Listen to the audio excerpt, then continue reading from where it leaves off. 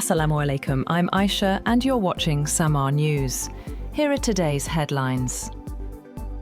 Israel is set to receive additional US aerial refueling aircraft as regional tensions continue to escalate. The move comes amid intensified exchanges between the United States and Iran following the collapse of an interim ceasefire. Israeli officials say Washington is reinforcing its military posture in the region by expanding its fleet of refueling aircraft stationed in Israel. Israel has not taken part in the latest US strikes on Iran. Lebanese President Joseph Aoun is set to visit the White House this week for his first meeting with US President Donald Trump. Aoun is expected to present a plan aimed at disarming Hezbollah and securing Israel's withdrawal from southern Lebanon. The visit marks the first by a Lebanese head of state to the White House in nearly 2 decades and comes amid ongoing efforts to reduce regional tensions.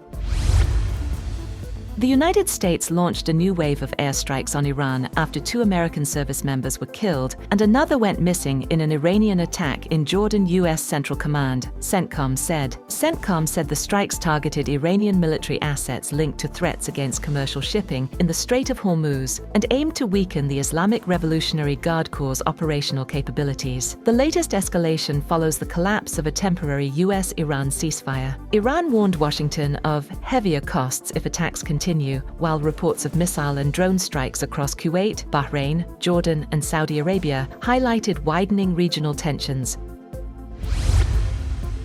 President Donald Trump calls the deaths of 2 U.S. service members in an Iranian missile and drone attack in Jordan a very sad thing, saying they died in service of our country. He reiterated that Washington's primary goal remains preventing Iran from acquiring a nuclear weapon. U.S. Central Command said 2 troops were killed, 1 remains missing, and 4 others were injured in the attack. The latest casualties bring the U.S. death toll since the conflict began to 16, with more than 430 service members wounded. Hours later, the U.S. launched another round of airstrikes on Iranian military targets.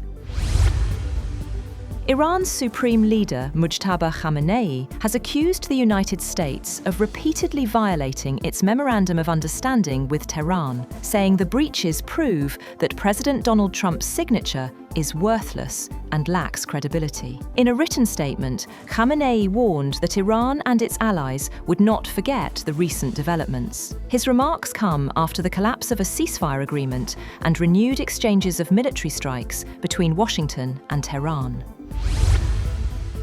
Iran's Deputy Foreign Minister for Legal Affairs, Kazem Garibabadi, has that said Tehran has suspended its commitments under the Islamabad Memorandum of Understanding, MOU, with the United States. Garibabadi has said Iran is fully focused on defending the country, adding that it would respond forcefully to any aggression and hold those responsible accountable.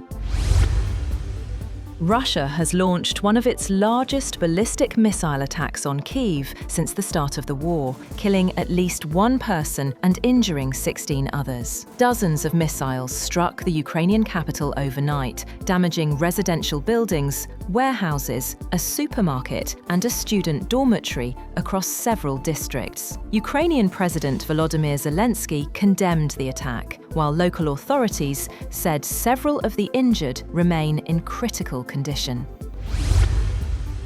Deputy Prime Minister and Foreign Minister Ishak Dar has called for urgent de-escalation in the Middle East, stressing that the sovereignty and territorial integrity of all states must be respected. During a telephone conversation with Kuwait's Foreign Minister Sheikh Jarrah Jaber Al Ahmad Al Sabah, both leaders discussed the evolving regional situation. Kuwait expressed concern over continued attacks on its territory and voiced support for the full implementation of the Islamabad Memorandum of Understanding. The Kuwaiti Foreign Minister also praised Pakistan's role in promoting dialogue and regional stability. Influencers Andrew Tate and Tristan Tate have been arrested in the United States after British prosecutors filed new rape, trafficking and sexual offence charges and launched extradition proceedings. The UK Crown Prosecution Service said Andrew Tate faces 7 additional rape charges, while Tristan Tate has been charged with rape, sexual assault, and trafficking-related offences. The alleged crimes date from 2010 to 2017. Both brothers deny all allegations. British authorities said they will seek the brothers' extradition to stand trial in the UK, with the new charges expanding an existing criminal case involving 7 alleged victims.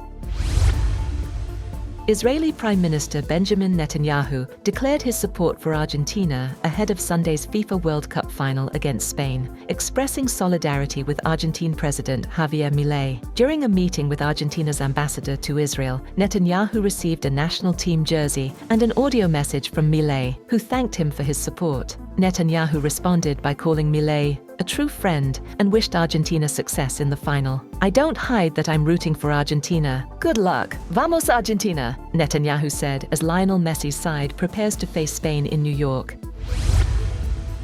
US Marshals have arrested social media personalities Andrew and Tristan Tate as British prosecutors move to seek their extradition on new criminal charges. The UK's Crown Prosecution Service says the brothers face additional allegations, including rape, human trafficking, bodily harm, and offences related to child abuse material. Prosecutors say the new case involves 4 additional alleged victims. Andrew and Tristan Tate have denied all wrongdoing.